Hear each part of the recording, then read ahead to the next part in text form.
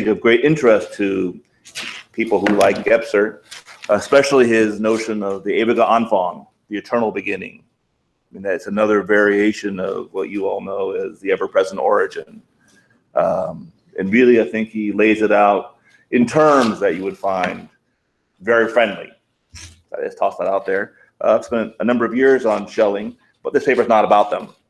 But it is about something that was also very close to Schelling's heart, already in the late 18th and early 19th century, which was the problem of nature. And I think you find in Schelling a very deep premonition of how bad things were going to turn out. So there really is a very prophetic dimension. So that's in my background, even though I'll discuss none of those things directly in my comments today. Instead, I'll talk about potlatch and the American bodhisattva, poet, philosopher, shaman, all-around cool person, Gary Snyder. Also in the background, everywhere is Dogen. This is a creation of some things you'll find in a forthcoming book on Gary Snyder and Dogen and the ecological emergency. It's not so much taken from it word for word, but it's in the spirit of the things that are said in there. I think Dogen's a very important part of the sensibility I'm trying to evoke. But in the time I have today, I think you'll just hear, if you know Dogen's work, you'll hear it in the background. Gary Snyder can be thought of not only as a Buddha elder, but also a shaman. What does it mean to call a Buddhist ecological poet a shaman? I will answer this question first by briefly looking at Gebser's writings, by examining some key features of Snyder's use, redeployment, rethinking, activation of indigenous storytelling, place-based indigenous storytelling. I will then consider the entirety of Snyder's project from the perspective of one of the great rituals of this here northwestern corner of Turtle Island, namely potlatch. I'm sure it's not news to anybody in this room. Turtle Island is the Haudenosaunee term for what we know as North America. But by evoking it, you're also evoking an awakening to where we are, more clarity about where we are. So two little parts, one short part on Gebser, second on Snyder and potlatch. Gebser's magnum opus, Ursprung und Gegenwart, was written during an unfolding crisis, marked by what he called a menacing correlation in which our technological feasibility is inversely proportional to our sense of responsibility. True that, huh? If we do not overcome this crisis and break through to the reality that it occludes, it will overcome us. Gebser had plenty of evidence to substantiate his worry. World wars, genocides, occasioned and exacerbated by their unprecedented technological scale, and the looming planetary catastrophe of a nuclear war. I don't think we've improved on these things, by the way. Little has happened since then to allay such concerns. In fact, Gebser could not have imagined the full implications of the crisis of the perspectival age of neoliberal global domination. A rapidly unfolding Earth-wide climate crisis, that is, the almost unimaginably slow pace of geological change suddenly shifting into the equally unimaginable and unimaginably catastrophic velocity of the Anthropocene. The most powerful military power on Earth, the United States, manufacturing a voting population, more of which believe in the virgin birth and climate change, and supporting a major political party in which each and every candidate was a climate change denier, until eventually electing a candidate who proudly tweeted that climate change was a hoax perpetrated by the Chinese to screw our economy. The Earth's oceans are precariously on the edge of cataclysmic levels of acidification. Most all of the ecologies and natural resources on the planet have been compromised and biodiversity is being decimated in the ongoing 6th grade extinction event. Meanwhile, human populations have far exceeded the Earth's carrying capacity for dignified human living and for living with the full range of non-human life forms, while the overwhelming majority of the world's wealth is kleptocratically, yet somehow legally, transferred to a relatively infinitesimal fraction of our species. At the heart of the crisis of perspectival vision and thought, and its auto-confinement within spatial limitations, is the ontological division of thinking into hypostasized thinking subjects, what Gebser calls, and you all know, ego hypertrophy, and analyzed and controlled objects in space over time, producing a lopsided world that we now fetishize after Gebser as the world of data, and where everything, according to Gebser, is measurable or moderated by consciousness at the expense of any access or bridge to the inestimable. In what follows, I turn to Gary Snyder as another exercise in calling forth what Gebser calls the eruption of time, and the 4th dimension as freedom from time, and the diaphanon, the non-dual freeing of space and time that is not bound to activity or passivity, light or darkness, but rather pervades or shines through them all. Snyder gives it both its new and old, that is, its aperspectival and archaic names: Tao, Dharma, the wild, and in this bioregion and for our present concerns, the potlatch.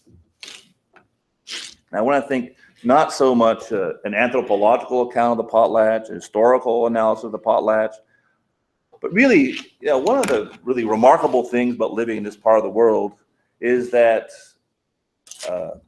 indigenous cultures, after really unfathomable levels of decimation, including a generation in which they were all brought to boarding schools for education. Education meant loss of their language, loss of the traditional ways, really a missing generation. So a gap in cultural transmission. These rituals are coming back not as some reactionary return to the old ways, but this is really archaically aperspectival reinvigoration. That's what it is. And I think it's a radical thing to see. I think what's going on in North Dakota right now, which is one of the largest indigenous responses to anything, is another very profound way of trying to understand not just survival, but I always say a new way of seeing. I think it's interesting that those who learn to see better often are those who were taught not to see at all. And so I find this site extremely important because it also involves a different sense of place, a different sense of time, a different sense of who we are. But, I want to now just flush out, first of all, some of the things we have to consider to become very, very sensitive to what it would mean to speak of these things. So I'm not calling forth, that we should all get together and have a typical potlatch. I'm certainly not calling for more cultural theft and mindless reappropriation. This is something new, both for indigenous peoples as well as their allies. But it's also, just a food truck in Seattle that's run on casino money. I love it. It's so funny because it's such a deep interaction. It says, first peoples for all peoples. That really is the spirit of potlatch. It's a really beautiful thing to see. And they go around, they feed the homeless, which you may also read is at crisis level up and down the whole West Coast. Okay, part 2. Discourses that are animated by indigenous or tribal sources, indeed the very notion of what has been said of Snyder as tribal dharma, are sometimes criticized for being an appropriation or colonization, or even outright theft of such sources. After the cataclysm wrought upon indigenous peoples, stories are among the few precious things that they still have. And the white man, even the well-meaning one, comes in and takes that too. Sometimes this is the condescension that assumes that we can tell indigenous peoples what they really think or what these stories really mean. Or we may just take their stories, bereft of context, and retell them with no real curiosity about the world out of which we wrenched them. Or worst of all, we just make up self-serving stories and attribute them to indigenous people to give them the veneer of authenticity. After winning the Pulitzer Prize for Turtle Island, so it's already a very important name to all indigenous peoples, Snyder was criticized by some indigenous leaders and writers for assuming that he could speak for the real non-white indigenous people. Should they not speak for themselves? Do we not have other responsibilities to indigenous peoples? Yes, they should, and of course we do. Clearly, more prizes, Pulitzer and otherwise, should have gone to indigenous works, and clearly they merit our careful attention. The rise of white New Age shamans of all sorts should still give us pause. I think the answer, the Gebserian moment, is not going to be we all move to Sedona. While listening to the stories that belong to a place, one should do so humbly and with big, patient, generous ears. When indigenous elders solicit our attention and tell us that they have some things to teach us, we should be grateful and listen carefully. On the other hand, Turtle Island in particular and Snyder's work in general are both a thoroughgoing expropriation of the inhabitory regimes of white privilege and a practice of solidarity with all beings. Snyder does not speak for indigenous peoples, but rather with them. An audience member at a public interview in New York City in 1992 reported that his teacher, a Lakota, had claimed that Snyder was an Indian. Ask him if he knows it. This is precisely what the audience member did. Do you know, Mr. Snyder, that you are an Indian? A Native American.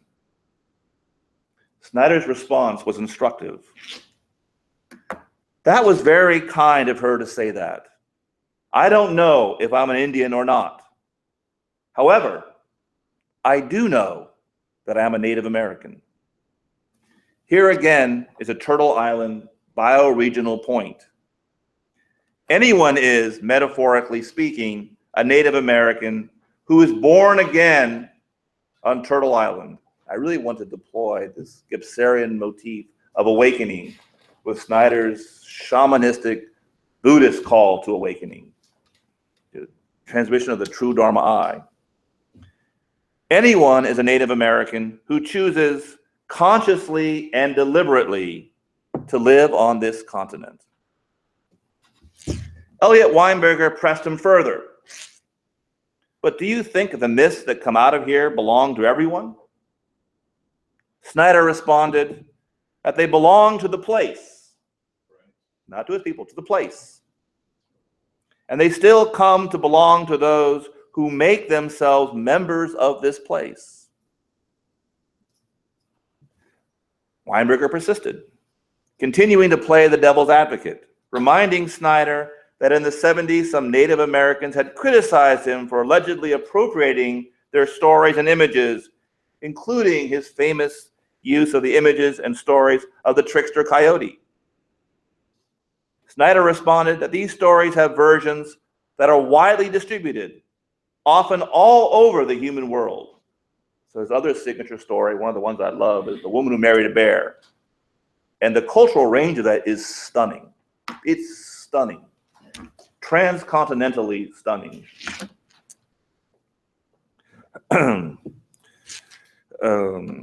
Even if they are relatively local, however, the power of these stories has already begun to penetrate the literary and philosophical consciousness of Turtle Island.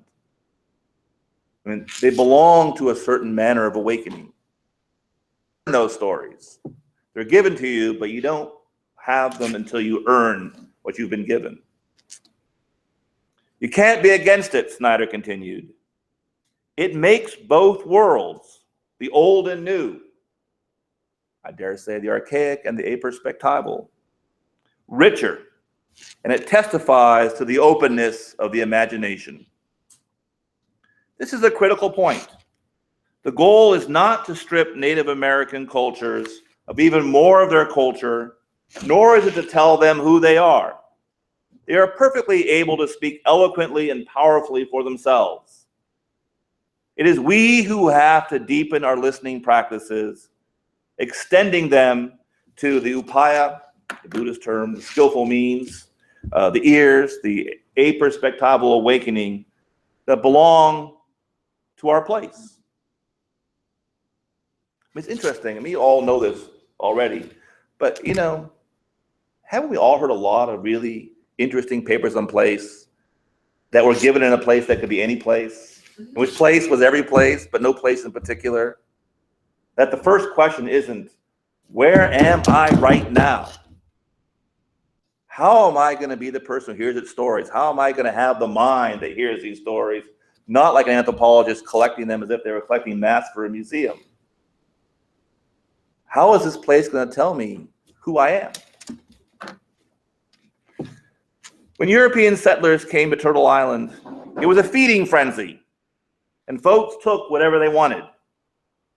Appropriation is the mode of the original habitation of Turtle Island. The obsession with appropriation is to inhabit a place without in any way becoming present to that place.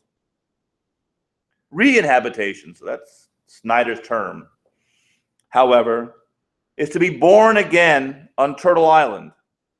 And it is therefore to hear it, and I quote Snyder again, the new old name for the continent. That gesture, I think, is very important. To hearken to the voice of nature herself, Snyder continues, whom the ancient poets called the great goddess, the Magna Mater, who awakens for Snyder as Tara, so the Bodhisattva of compassion, is to overcome oneself and be reborn as the place that gives one endlessly anew to oneself. This demands an end to lopsided consumption and reckless appropriation. We are our place, but the place is not merely surrounding us. It is not lying about, waiting for us to take whatever we want. I quote Snyder again. So it's time for Americans to grow up and be here. End quote.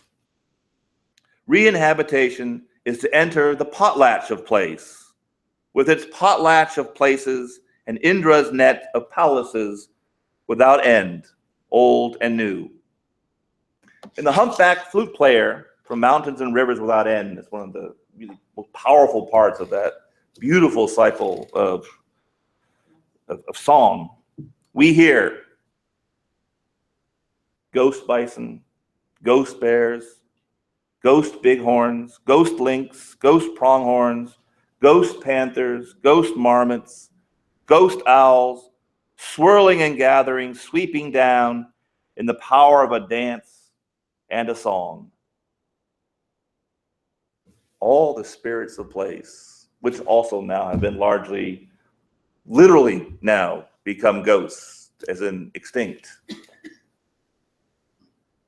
As they come back, as they return, then the white man will be gone. When the spirits of place, most now threatened or extinct and reduced to ghosts, return in the potlatch of place, the white man dies. This is done in part through the enactment of the famous ghost dance received in a dream vision during the solar eclipse in 1889 by a northern Paiute shaman from the Great Basin called Wawovka, or Jack Wilson, by those who did not reside on Turtle Island.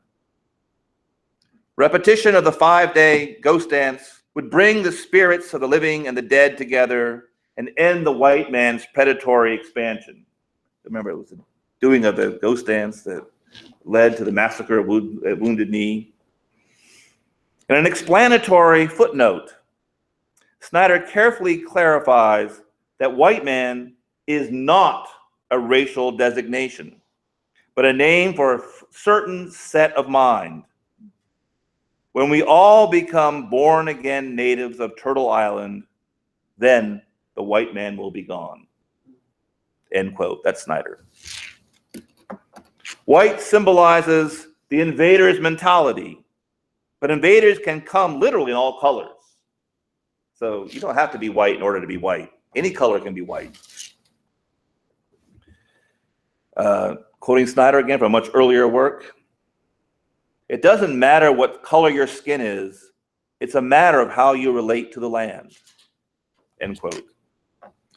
You know, and given this horrible political climate, this horrible political season, this nightmare, since there is little hope that our corporate politicians and overlords will ever practice Zazen or go on a vision quest or realize the aperspectival, I don't know.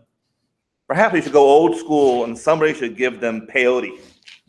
Take them on a vision quest. I don't know. We're desperate. But rehabitation is the ancient and new art of learning to listen carefully and to hear with a whole mind. That's a very beautiful way, because that's Snyder's power to take it together. Philosophy, archaic practices, and then his own considerable Zen practice, which was 10 years of Rinzai, rigorous Rinzai training in Japan, in Kyoto.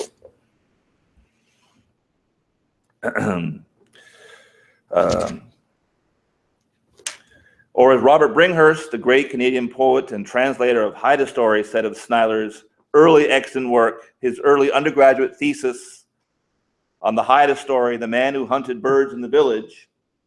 So he wrote that when he was 21. Snyder has claimed that many of the themes that have occupied him over the last 6 decades were originally foreshadowed in his undergraduate thesis, in which he turned to Haida sources. And Snyder has remarked since then, but many times, that, and I quote, old tales and myths and lifeways are stories, these are the koans of the human race. I think that's also pretty awesome. I want to simply say, you already have these stories, but you have them the way in which you have these stories as a koan. You have them without not knowing how you have them. And the koan is going to be your practice to crack that nut, to see who you are by learning to listen to the koans of the place that you are. I mean, I think it's a remarkably interesting Gebserian also approach to thinking and awakening.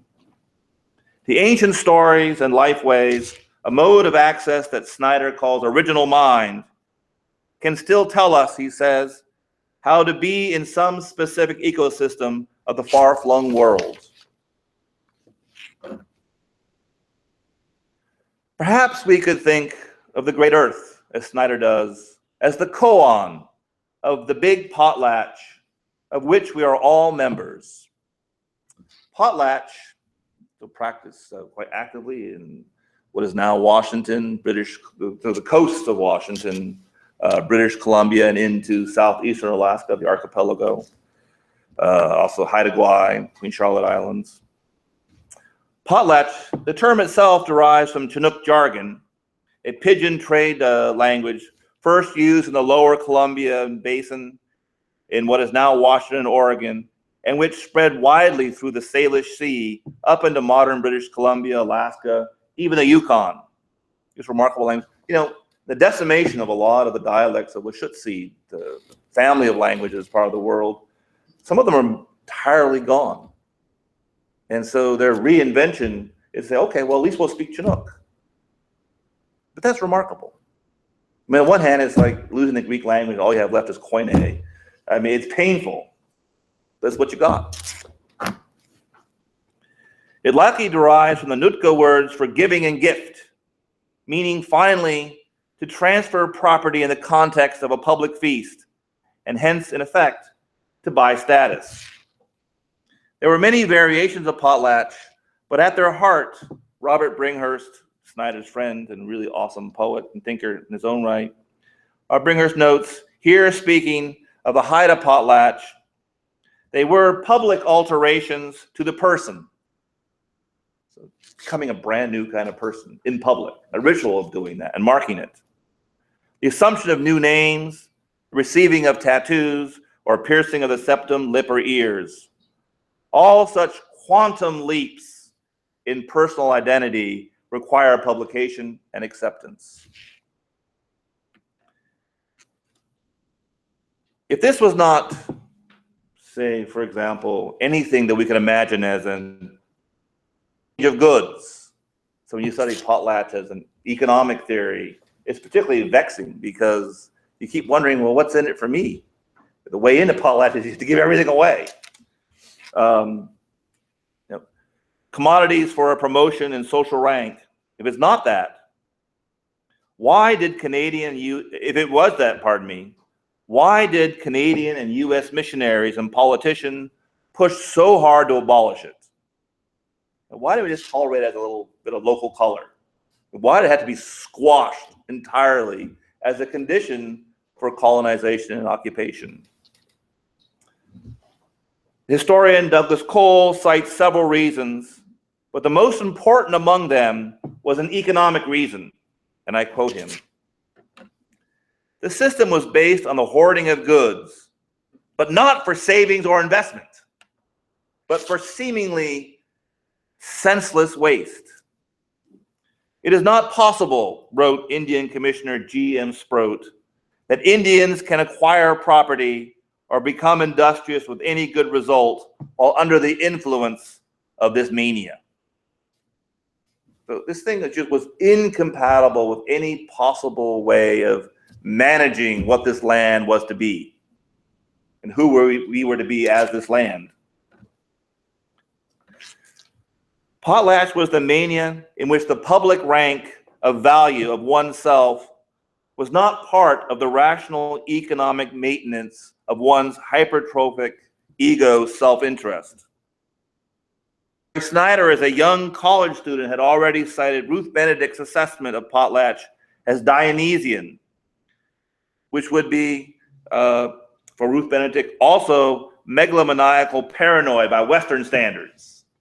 It would look like a mania, noting that the ultimate reason why a person of the Northwest Coast cared about the nobility, titles, the wealth, the crest, and the prerogatives lays bare the mainspring of their culture.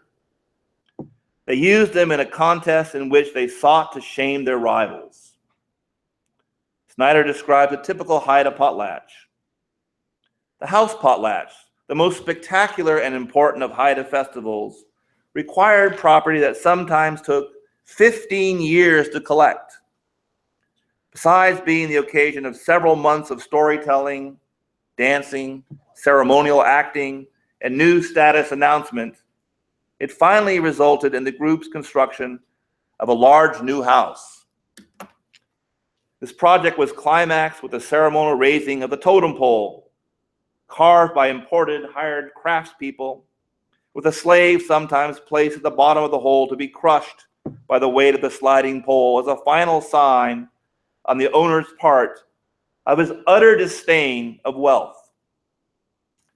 In light of this and other occasionally destructive acts, we see the Haida goal not to be wealth in itself, but the prestige that can be gained by shaming and overwhelming others by the distribution of it. End quote. That's all Snyder. Given the deep and pervasive hold that capitalism has on us, it is, after all, easier to imagine the destruction of the earth through climate change than an alternative to capitalism. It is hard to imagine prestige based not on wealth, but on its opposite, the radical expenditure of wealth. not on taking, but on giving. Which, by the way, that's one of Dogen's 4 cardinal bodhisattva principles of guidance. Giving. What is giving? Non-greed. You don't have the eyes of a taker. You have the eyes of a welcomer. On this point, Georges Bataille's famous, quote-unquote, economic analysis of potlatch still remains instructive. One cannot understand the great potlatch, that is, the ceremony that invites other clans to witness the power of superior gift-giving, the giving away of vast amounts of wealth that have been acquired, often over a long period of time, in order to secure rank. You can't make any sense of this than the paradigm of any classical models of exchange. You can't say, I'll give you everything I've accumulated 15 years and you'll think well of me and we'll call it a deal. One is not, in some very profound sense, actually purchasing rank. One vanquishes one's rival by demonstrating a superior level of generosity, by exceeding any rival's capacity to dispense as much wealth in the form of gifts. So the question is really quite paradoxical if we look at it. So again, what I like about Gebser is aperspectival means you begin to formulate the awakening by repurposing all the words of the problem. So all the limitations of the perspectival, you begin to find what it's occluding. So we try to understand potlatch, I guess, by just allowing it to deconstruct commodities of exchange.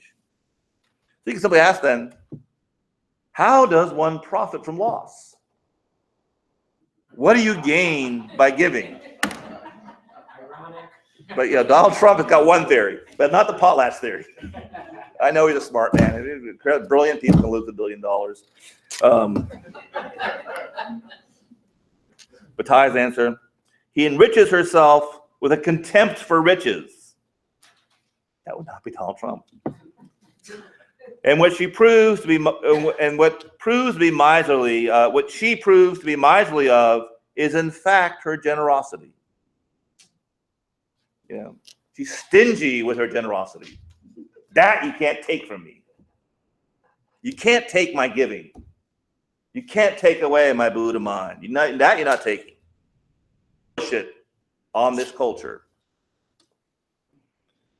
The potlatch, at least implicitly, enacts the ultimate impossibility of wealth being something that I own. That's what it deconstructs. You have wealth, or you have ownership. You do not have the owning of wealth. Now that's a hard thing, but that is also Turtle Island. It is not of Gebser's regime of having, the ego and its possessions, that characterizes perspectival modernity and its reigning crises. I mean, the perspectival really is the rise of the owner and the owned, of possession between owners and the owned. Taking possession of the world is the perspectival gesture par excellence. How does one profit? How could one profit? How would it even make sense to profit?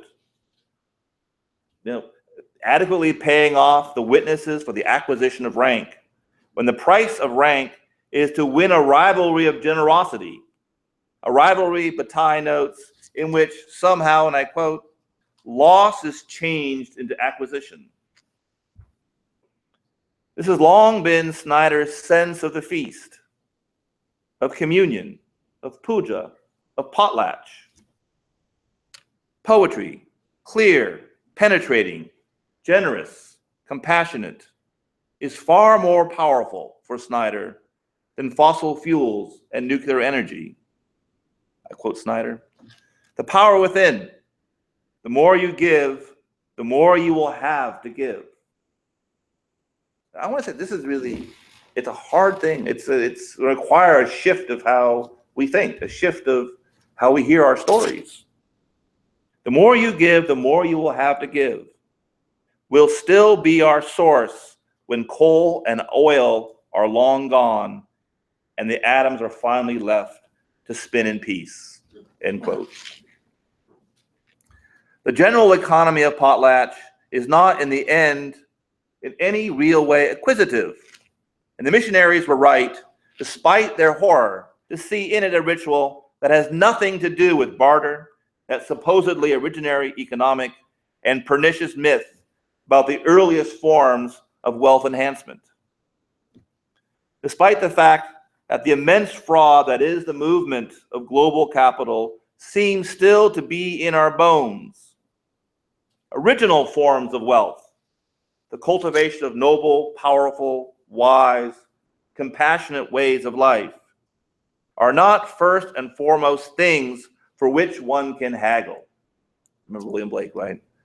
Wisdom is not sold at the marketplace where people come to buy. Potlatch does not barter material goods in exchange for rank in some sort of quid pro quo, because the disposal of wealth, that is, the ostentatious gift, witness paying, does not result in the gaining of any new commodities. Rank, the putative owning of no thing, is not in itself really a useful thing. The capacity to disown all that would be or could be commodified results in a wealth that defies all commodification. As Snyder observed, the same insight at play in some parts of Polynesian culture, and I quote, "The big person." Also, this love, that's just like one of those really serendipitous coincidences, but that's in Zen, of course, one of your key terms, you know, Linchi appropriating the term from Taoism, the big person. The most respected and powerful figure in the village was the one who had nothing. Whatever gift came to her was promptly given away again. This is the real heart of a gift economy, an economy that would save, not devour, the world. I want to say too that the move to the aperspectival, the move away from having, this point is becoming clearer and clearer as the price of having what we really own by needing to own. So what we really own is the disaster of thinking that the earth was ours. I would say that Bruno Latour is right about this, you know. Earth right now is practicing some really serious eminent domain on our species.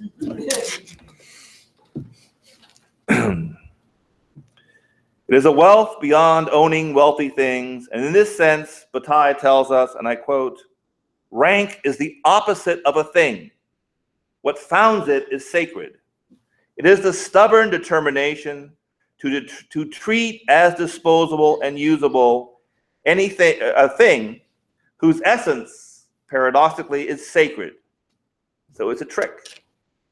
You know, I will own a way of being beyond owning. That's mine. Indeed, the profit of rank withdraws wealth from productive consumption. One could, and here it is worthwhile to recall Snyder's own very carefully practiced economic modesty. So Snyder has sold a lot of books, and he lives as if he's poor, lives like a philosophy professor. You know, come to appreciate being born again into a realm of wealth that has nothing to do with the acquisitive and inhibitory ego and its regimes of increasingly corporate wealth production. What could only be regarded as poverty in the economic exchanges that comprise the inhibitory ideology of capitalism is in the potlatch an awakening to genuine wealth, a wealth that has nothing to do with a consumer amassing commodities.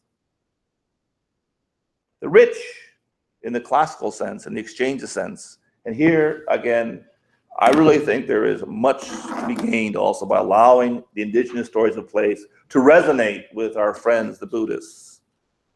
I think a lot of very compatible, archaic, and simultaneously aperspectival insights. Rich, in the classical sense, are poor, what Mahayana calls the starving, hungry ghosts. And the hungry ghost is to have a mind that is just eating and eating and eating and eating. You're so busy eating, your body falls apart, and your throat just gets smaller and smaller and smaller, and hardly any food can get down. You don't say, whoa, I gotta stop eating. I can hardly get anything down. No, you do the exact opposite. You eat more and more and more and more and more. And the more you eat, the smaller your throat gets. The smaller your throat gets, the more you eat. And soon all you are is a consumer. That's the rich. That is what the rich are, by the way. They are hungry ghosts. But the hungry ghosts are dangerous. I mean, those are the ghosts that should be in the horror movies. Because they can only bring money and stuff to the table. That is not wealth. You bring your money, you bring your goods. You're going to show off what you own. In this respect, Bataille concludes, present-day society is a huge counterfeit. I mean, again, Gebser's language is always of awakening. You know, getting over a very fraudulent, true in a very local sense, but ultimately by making it what it is to have a mind, utterly fraudulent. A huge counterfeit where this truth of wealth has underhandedly slipped into extreme poverty. I think that's another way of stating, I think, the central problem of our age. You know, we have never had such poor images of wealth. The true luxury and the real potlatch of our times falls to the poverty-stricken, that is, to the individual who lies down and scoffs. So I think it's one of our first really good philosophical deeds. Ha! That's where it starts. For Snyder, capitalism itself is a fraud, a stingy manner of communion and exchange that invites and deserves a hearty scoff.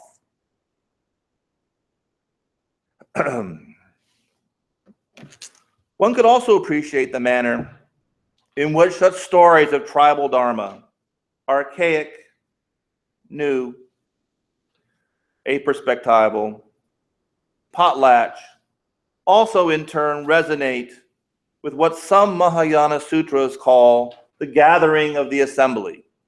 If you read these sutras, it's a very beautiful moment. You call everyone.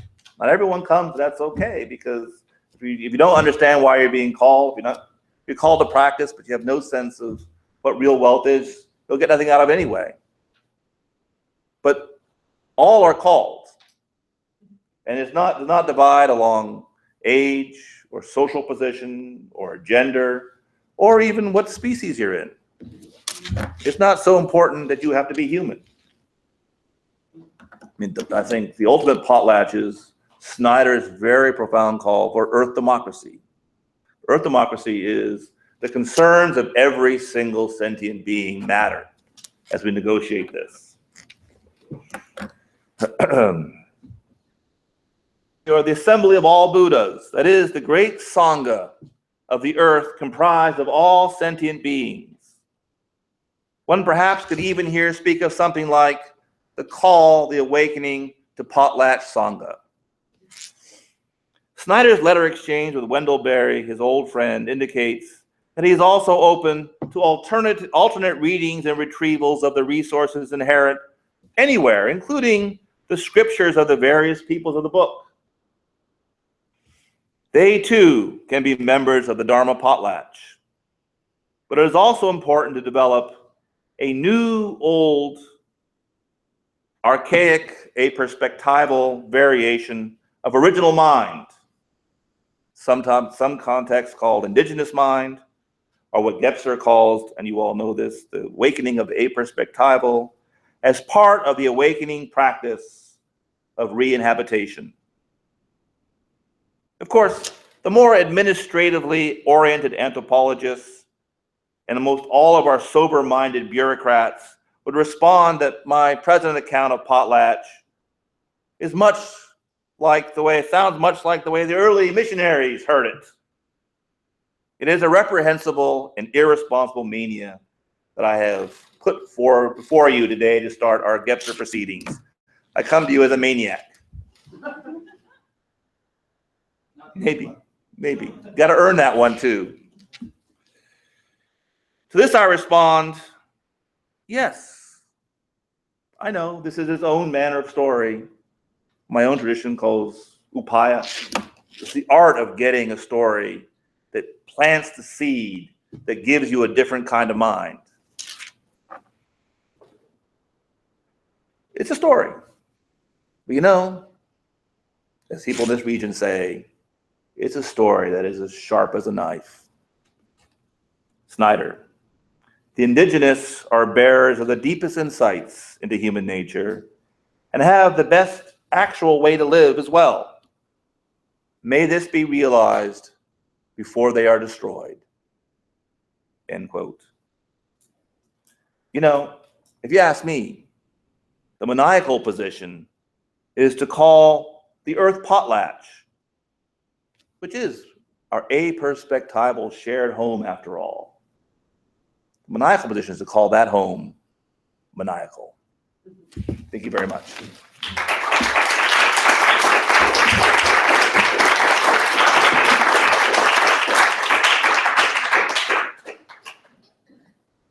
have a few minutes, Jason, for some questions. So as I get old and decrepit, my style is just hanging out there like a piñata. You just start whacking at it. I just, where I stand on these issues is not, I'm not hiding behind anything. You can also just protest or complain, anything, I'll take anything, yes. Have you ever met Snyder personally? Yeah, I would not say that I know him personally. I have been in contact with him. I've seen him speak several times in the past. But this book I wrote on Gary Snyder, very, very happy. I got in contact with him and asked him if he'd be willing to read it before I submitted it, because it would make me very sad to write a book about Gary Snyder. And he picks up one day and goes, "What is this piece of garbage?" I'd rather not do that. So he agreed to read it. We've been in, I think, quite substantive contact over it. And he was extremely enthusiastic about this. So I'm happy about that. And it's been very nice because the inquisitive side of me, the non-potlatch side goes, wow, I can ask him all my other questions, you know. I could take his opening and run. I try not to do that too much. I try to be generous with my happy occasion. But he's also said lots of other interesting things in our correspondence. But, you know, I'm also an ordained Soto Zen priest. And that also, I think, spoke very deeply to him. The book itself is also Dharma work. Dharma work, you don't even need to mention the Dharma for it to be Dharma work. All philosophy should be Dharma work. Gebser is Dharma work. Yes. So since we're in Seattle with its connection to Microsoft, how would you reconcile your idea of the rich being hungry ghosts Yes. with the Gates Foundation run by the Gates sponsors? You know, I look at the Gates Foundation kind of the way, I'm going to put my foot in my mouth and get in trouble. To me, it's on par with Hillary Clinton. You know, it's very good compared to the alternative. There's no doubt about it, but it's not the solution. That's what I would say. You know, if you're going to hoard, you know, an unimaginable amount of wealth, you can't even possibly count what you own. You have to hire people, you know. You're like you know, Don Juan, who has to hire someone to keep track of his conquest. He just has so much. You know, please use it to stop malaria. Please, you know, our beautiful library right there, the founding gift for it was a $10 million gift from the Gates Foundation. Thank you very much. I appreciate it. I'm working on a film on Buddhist elders and indigenous elders in this region.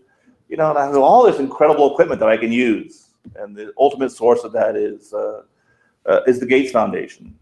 So I'm very happy for that.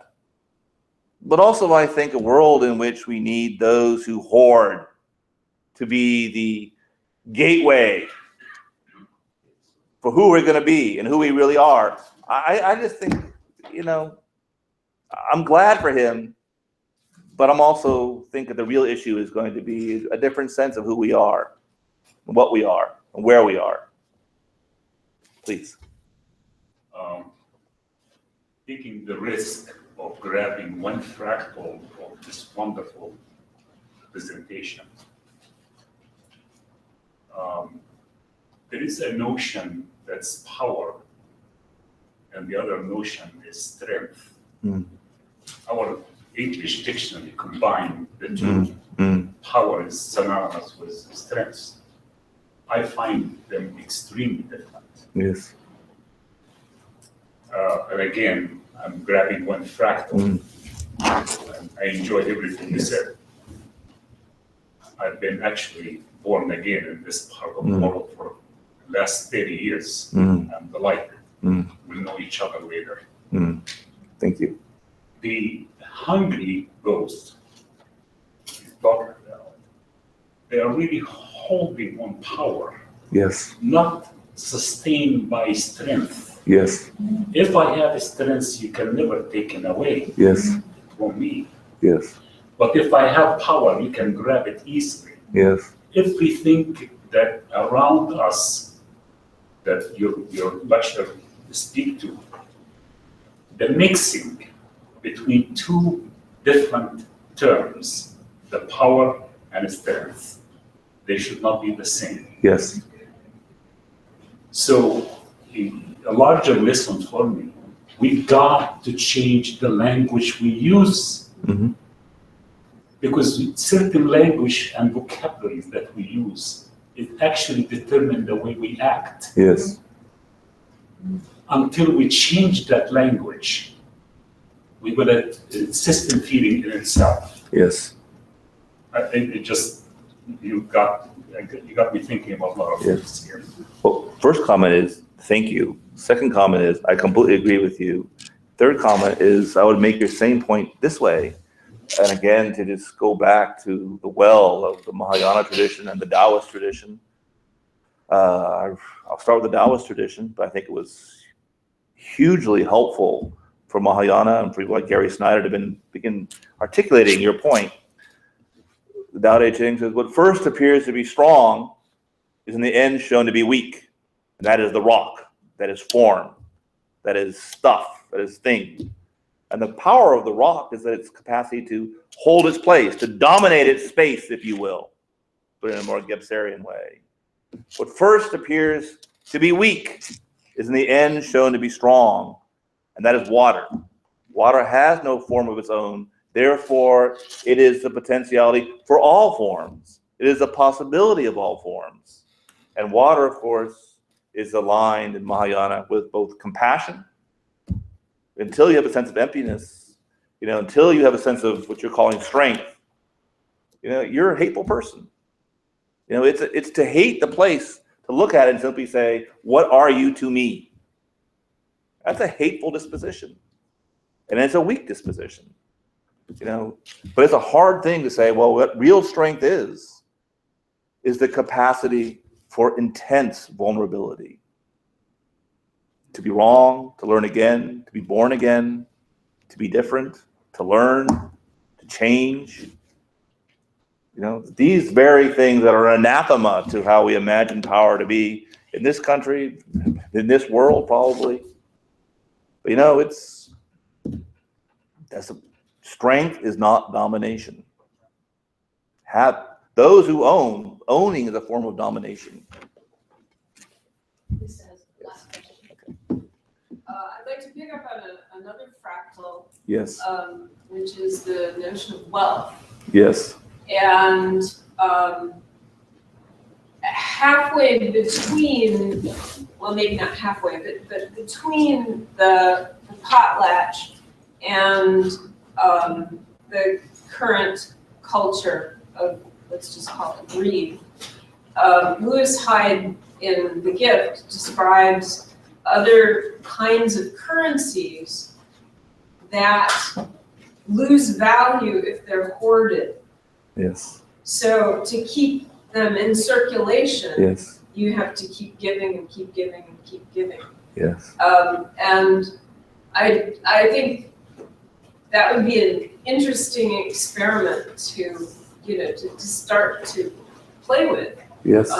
Particularly in light of the, you know, the instability in the debt-based economy that Yes. we're in the middle of right now. Yes.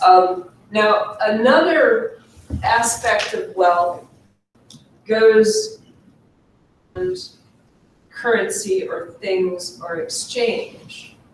And I look around this room and I know a few people here, and I know there is an amazing amount of wealth in the gifts that the people here have to bring. And I look around and I go, who are we giving it to? Where are the students?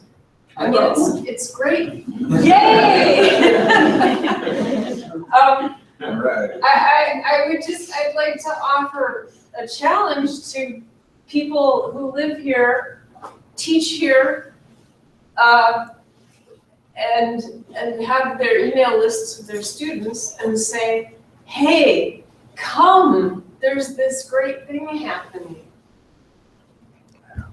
Thank you, Lisa. Thank you. Thank you. Thank you know, very I much. think we need to bring that up tonight at our Gebser meeting, is how we can incorporate more of an audience to these extraordinary events we have every year, including mostly really the students. Thank you for that. Yeah, tweet it, whatever. Thank you very much.